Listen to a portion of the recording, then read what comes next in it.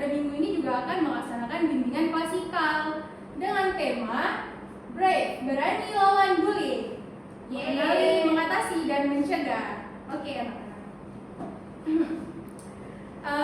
Nah, sebelum kita masuk lebih dalam nih ke dalam materi tentang berani lawan bullying ini, dari anak-anak ada yang tahu nggak sih bullying itu apa? Bullying itu perundungan di mana tindakan menghina, menyakiti, atau pokoknya menyakiti orang lain. Ya, benar sekali Zeni, tepat sekali jawabannya. Terus silakan ada ini bagaimana? Menindas itu. Menindas. Oke, bagus. Ibu apresiasi ya keberanian kalian untuk menjawab pertanyaan Ibu. Dari ujung sebelah sana ada yang mau jawab? Silakan Dinda.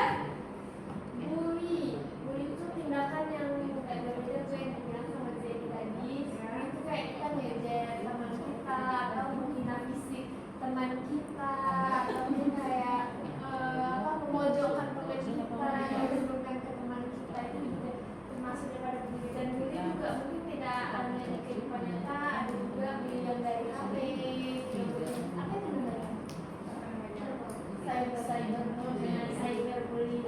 Jadi ada juga yang bully mungkin misalnya kalau dari HP kayak misalnya teman saya nih posting foto, saya komen jelek kali, itu mungkin udah termasuk bully, karena itu termasuk dengan menyakitin hatinya. Oke, tepat sekali ya jawaban dari Dinda tadi. Nah, kita lanjut. Jadi apa itu bullying anak-anak? Bullying adalah perilaku agresif yang dilakukan berulang kali oleh satu individu atau kelompok terhadap individu atau kelompok lain yang dianggap lemah. Nah, tujuan dari orang lain melakukan bullying ini tidak lain dan tidak bukan adalah untuk merendahkan korbannya. Nah, selanjutnya sebelum kita lanjut ke slide PPT berikutnya, anak-anak Ibu di sini ada yang pernah dibully nggak sih? Pernah. Silakan kita dengarkan cerita dari Zati dulu. Bagaimana Zati ceritanya? Dulu pas di SMP bukan sering diajak-ajak. Oh, pas SD bukan, dulu sering diajak-ajak gitu Bu. Diajaknya kan diajak ke ruko. Kok bisa ke ruko?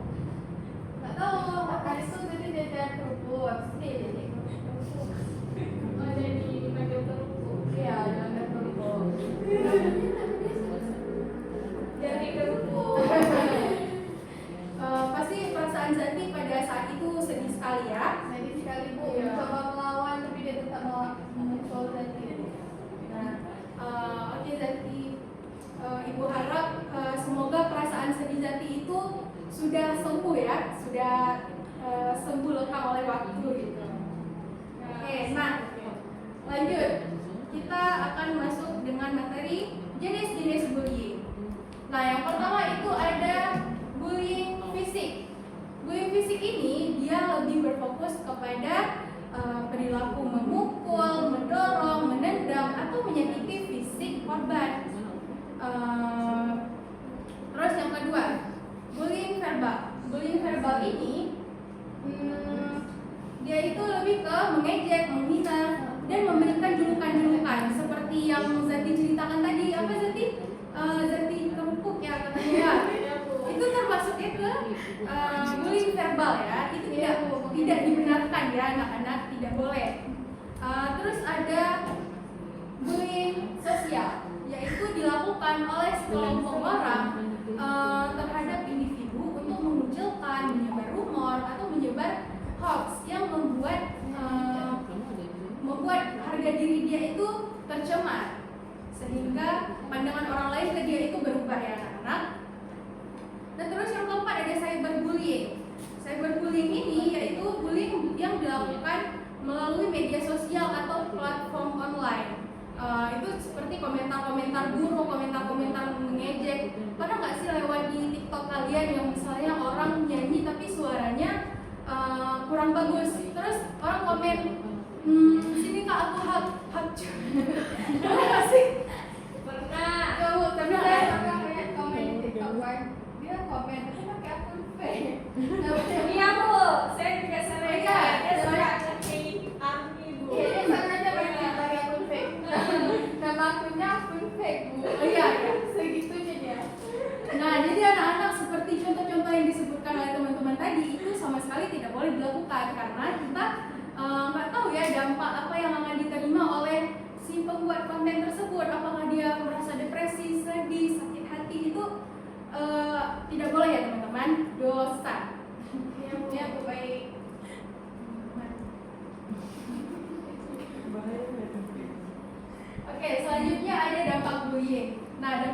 dampak bullying yang pertama yaitu ada isolasi sosial. Nah, korban bullying itu akan cenderung menarik diri dari hubungan sosial karena takut atau malu. Kan korban ini dia sudah dirundung ya, dibully, dipukul, diejek, dicemarkan nama baik dia. Otomatis dia bakal merasa apa anak-anak? Merasa terpuruk. Benar jadi. Dia merasa sedih. Pintar. Nah, selanjutnya prestasi akademik menurun.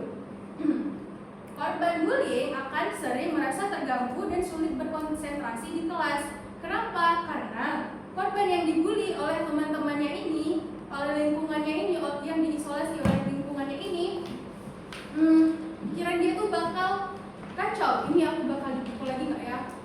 Ini aku bakal diejek lagi nggak ya? Jadi otomatis dia nggak akan fokus belajar dan prestasi akademiknya menurun.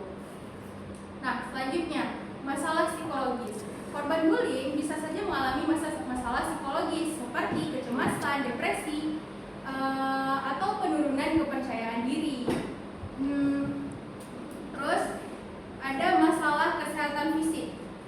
Rasa sakit fisik akibat bullying atau gejala psikosomatik seperti sakit kepala atau insomnia ini sering sekali muncul ya pada korban bullying. Sehingga perilaku tersebut sangat tidak boleh dilakukan kepada teman-teman kita. Dapat dipahami anak-anak semua? Dapat, Ibu.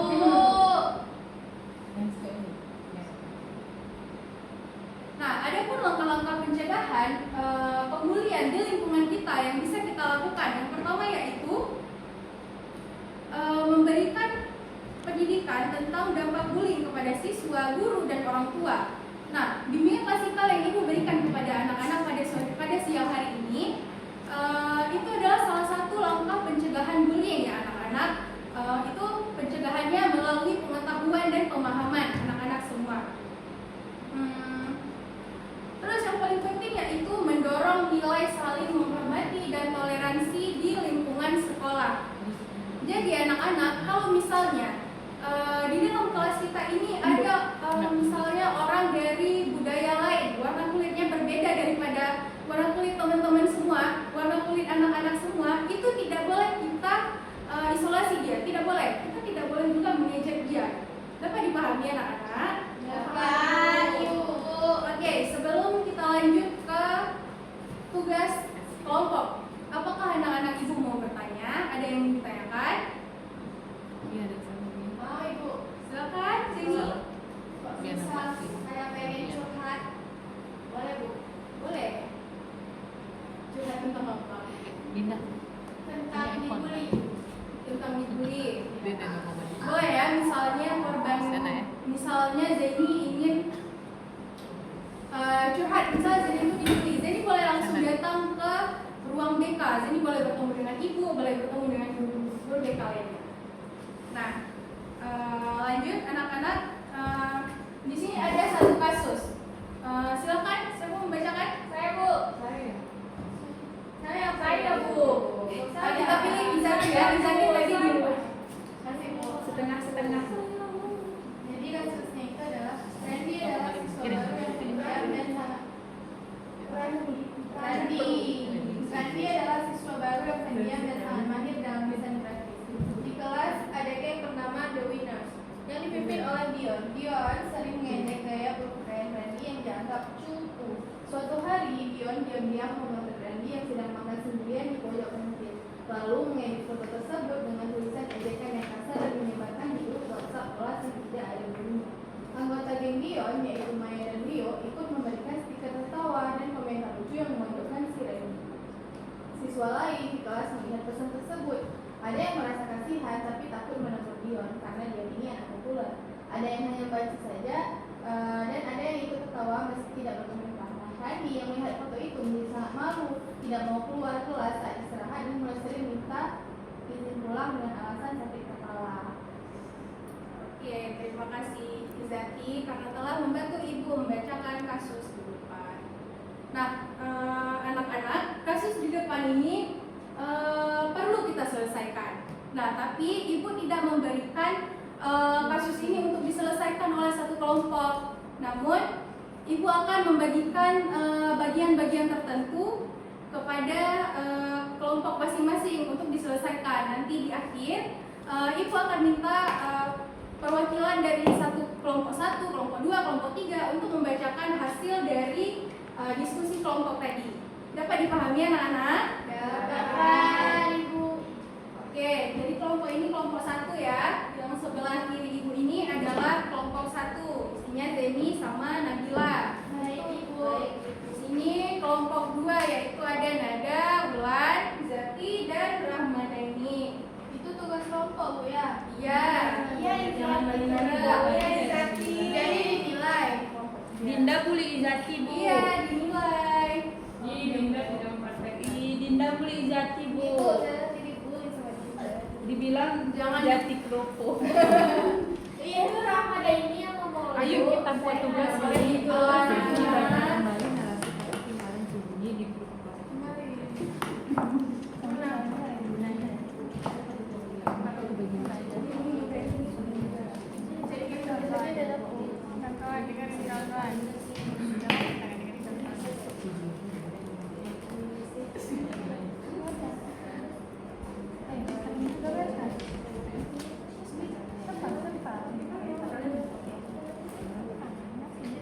Paham? Ya. Gimana?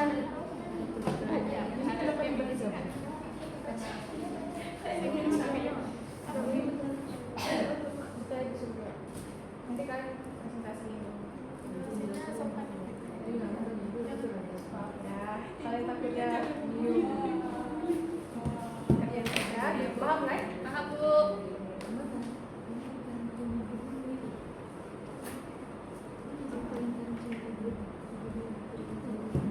Gimana kelompok ini? Paham?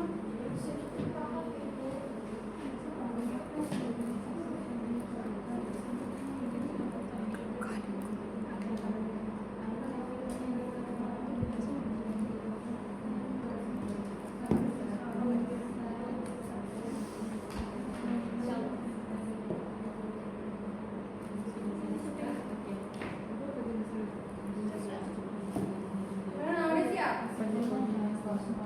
Cepat, Bu. Bilang, Bu, sudah. Pergi. Kelompok 1 gimana sih? Udah siap, Bu? Udah. Kelompok 3 udah siap? Udah, Ibu. Udah, Bu, kami mau jawab kelompok kami Nada yang jawab. Oke. Jadi kita akan mulai mengumpulkan solusi dari kasus Randi ini. Dimulai dari kelompok 1. Identifikasi perilaku mana saja dan ceritaan termasuk bullying fisik, verbal, sosial, dan cyberbullying dan jelaskan alasannya. Untuk bullying fisik dari kasus tersebut tidak ada. Tapi kalau verbal itu ada di bagian dia sering mengejek dan memakai tadi yang dianggap membuku. Terus kalau misal sosial yang dimana dia itu cara dia membuli itu mengajak orang lain untuk membenci si tadi. Terus kalau cyberbullying dia diam-diam memotret Rani yang sedang makan sendiri di pojok lalu mengedit foto tersebut dengan tulisan ejekan yang tak sadar menyebarkan di grup WhatsApp yang tidak ada bunyinya, dan itu termasuk cyberbullying, Bu. Udah? Udah, Ibu. Oke, bagus sekali kelompok 2. Kelompok 1. Lanjut kelompok 2.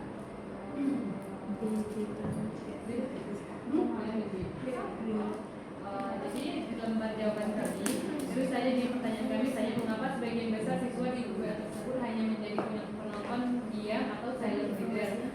Menurut kami, Bu, karena memang anggota dalam kelompok tersebut juga setuju dengan hal yang disampaikan si Rani tadi, kan dia kan membuli si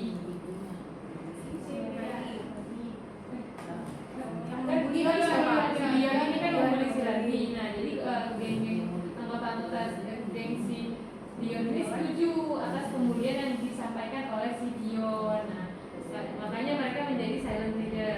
Terus apa risikonya jika semua orang terus berdiam diri? Kalau mereka berdiam diri, menurut kami itu bisa menjadi hal yang dinormalisasikan di circle tersebut, Bu. Bahkan orang-orang di sekitar mereka juga akan menormalisasikan hal tersebut. Dan apa yang seharusnya dilakukan oleh seorang saksi agar perundungan ini berhenti? Kalau mendekati Bu, harusnya mereka tuh melaporkan jika memang udah terdeteksi bahwa ada perundungan baik itu cyberbullying atau bukan. Ibu Bagus sekali ya kelompok 2. Lanjut kelompok 3. Dan kelompok saya tuh ya mungkin jawabannya tidak jauh beda dengan apa yang dijawab orang lain. Mungkin kalau cara membuat karakter saya ini kita apa namanya kasih motivasi lagi gitu. Terus kita bilang bahwasanya toleran itu tidak ada seperti dibilang oleh si Dion. Kayak kita kasih kita apa kita sebutkan kelebihan apa yang dimiliki oleh si Rani. Oke, benar sekali ya jawaban dari kelompok 3.